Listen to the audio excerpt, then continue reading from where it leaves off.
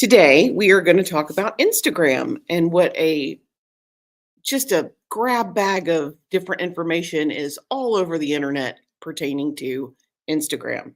So, first and foremost, I want to start with what Instagram recommends for themselves, and then we're going to talk about what's ideal and what's realistic because I these are hold on, hold on. Instagram thinks that stories should be done every day, that they should be posted multiple times a day. They recommend two in the morning, two in the afternoon, two in the evening stories. Reels, they want you to post 3 to 5 reels per week to help capitalize on Instagram's algorithm favoring your content. Photos, they want you to post regular photos at least 4 times a week, consistently with visual, creating consistent visual and brand experience. But they also want you to post 1 to 2 carousels weekly that can enhance engagement as well. They also recommend that you go live bi-weekly or monthly that can significantly boost real-time interaction. Okay. That is 6 posts for stories, 6 images, 6 graphics for 6 stories, at least 1 photo. If you do a carousel, that's 3. So let's say 3. So now we're up to 9 a day, and then a reel on top of that. That's 10. 10 times 5. That's 50 pieces of content, and they're saying so anywhere between 3 to 6 days a week. It's a lot. It's overwhelmingly a lot.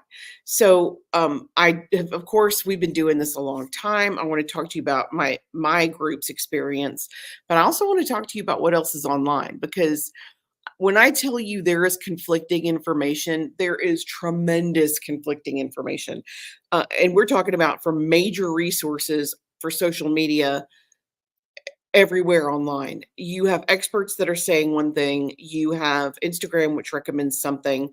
I watched I don't know how many interviews with Adam Mosseri, and there's a lot of I mean, even from him, there's different information. Come on, make up your mind. We consider HubSpot, Hootsuite, later Sprout Social. These are authorities, Social Media Examiner, and there's not a whole lot of agreement there either. So today we're going to talk about what we recommend personally, and we're going to talk about ideal versus realistic. So first and foremost, you have to have a clear objective so that you can identify your audience to make sure you're on the right platform. If you are trying to sell to people who are 75, Instagram may not be it for you. I'm just saying. But if you're a wedding vendor and you're not on Instagram, you're probably missing a huge opportunity. So you have to make sure that your audience is identified so that you can know for sure that you're on the right platform. That's how that works.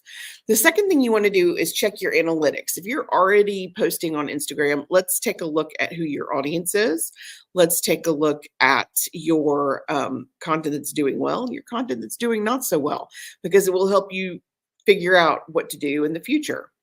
You want to make sure to complete your bio, and a complete bio is not just your company name. It includes a short, concise, descriptive, keyword-rich language that tells people what you do. And it can't be this out of the box, next generation, cutting edge. That could be anything to anybody. It needs to be specific. I need to be able to look at that keyword, that description, that one liner, and understand what you do immediately. And it needs to be searchable because if it's not searchable, it's worthless. You also want to make sure to include your best URL. We use Linktree. There are link in bio is something else that we use. I do like link in bio because it allows you to connect a link to each individual image. And that being said, you also have a landing page that you can go to. So you want to make sure we use a landing page that's specifically on our site. So we want to make sure that whatever URL you're using gives you the biggest bang for your buck. Okay, number 4. Let's talk about hashtags. You have to be using the right hashtags. Ideally, you want to research those hashtags like once a quarter, but no less than once every 6 months. It is imperative that you check them all, every one, because people will squat on hashtags. They will use it for less than moral or ethical reasons, and you want to make sure that your company's not affiliated with that. The adult film industry has some really interesting hashtags, and you don't want to accidentally post something like that on your business page because you didn't take the time to check it out. You also don't want to use these vague, broad terms that don't mean anything. If you are a dating coach and you use the word love, it's going to take you nowhere. It probably has over 10 million different tags. You won't show up at all. And it probably indicates a totally different topic than what you're actually talking about. So you have to make sure that you have the right hashtags. Again, there is so much variation online. One social media specialist will say 3, one will say 30. Very different. Instagram says you need 3. However, research shows that using multiple hashtags get you seen better, get you better engagement and more click throughs. We have come to between 5 and 15 for clients because that's what works. That's what we've tested. That's what works for us. 3 is not enough. You can't even get a good branded hashtag, a broad hashtag about your industry, and then a specific hashtag about you. It's got to be more than 3. I mean, it's just not enough. 30 is too much. So somewhere in between there, 11, 12 seems to be the sweet spot, but you have to do what works for you.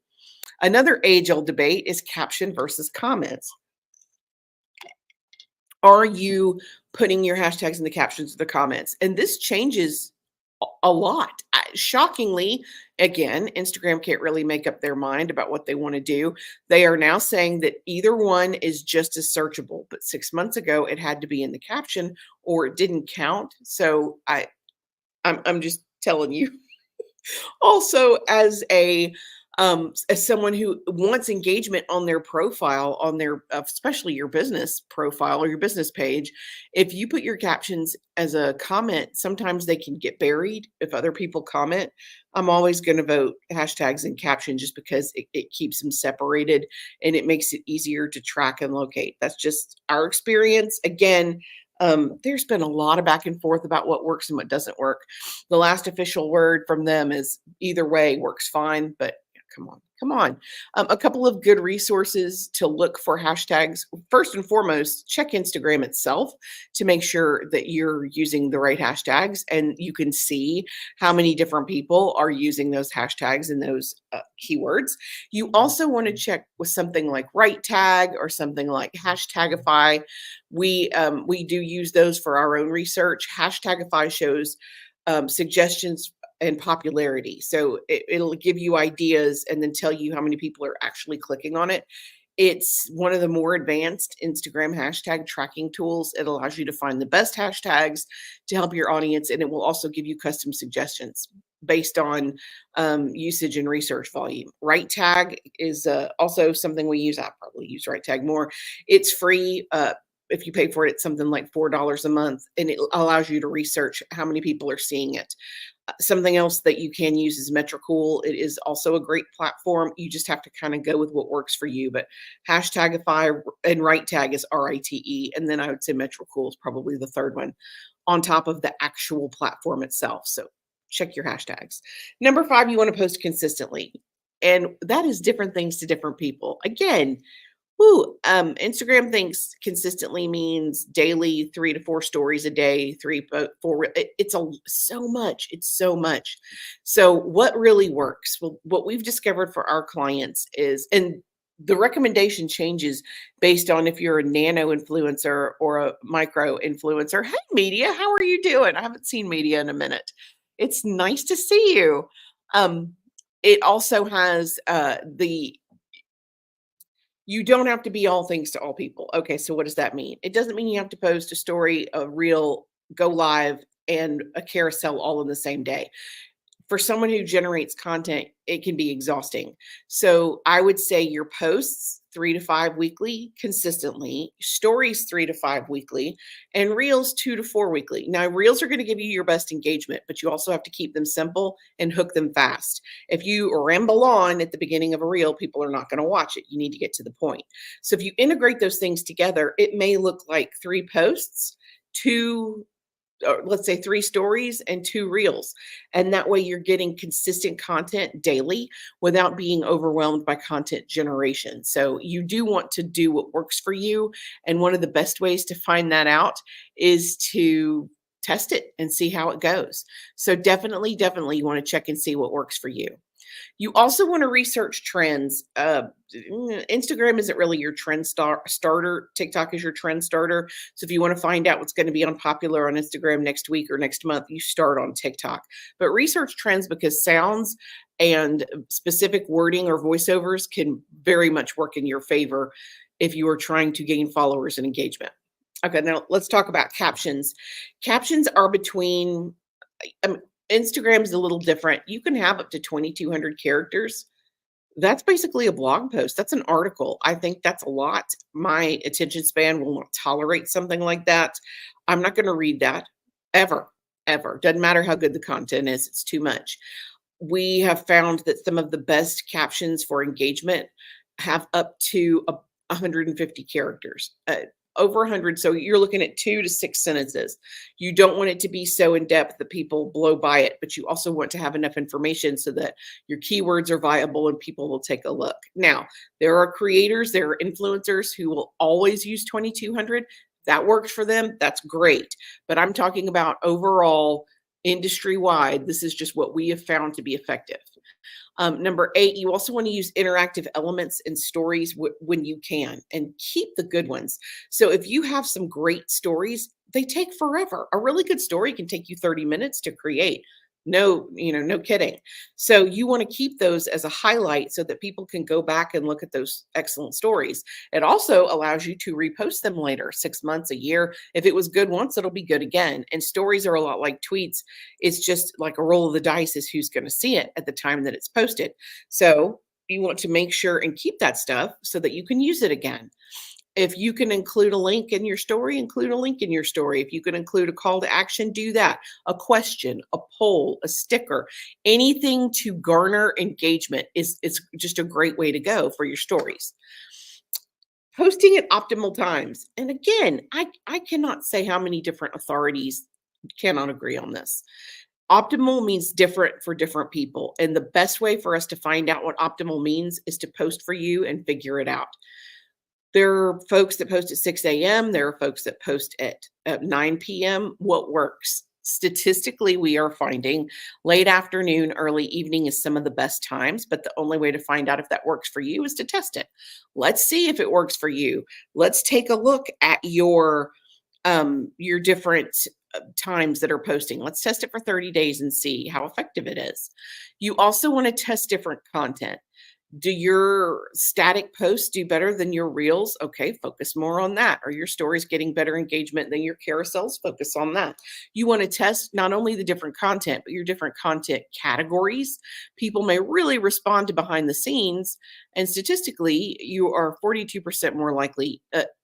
Any kind of post with a face on it, your face, team's face will get 42% higher engagement than just a plain old post. That's just the way it is.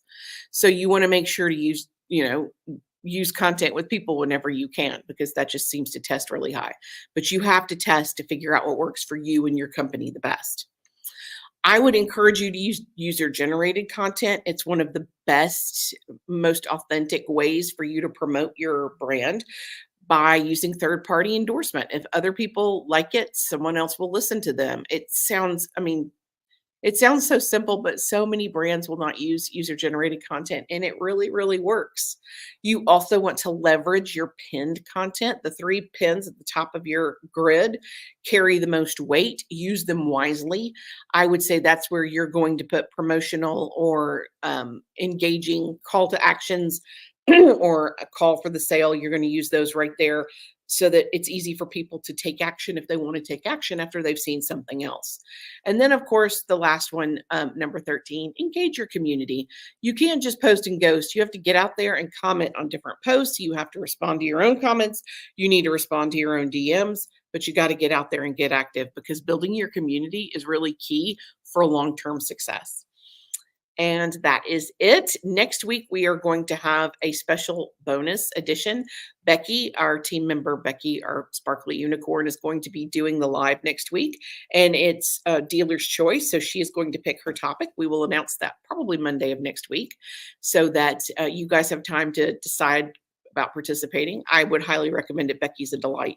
So hopefully we will be seeing you next week. And until then, I'm Karen Taradas with Social U, and I'm here to help. Thanks.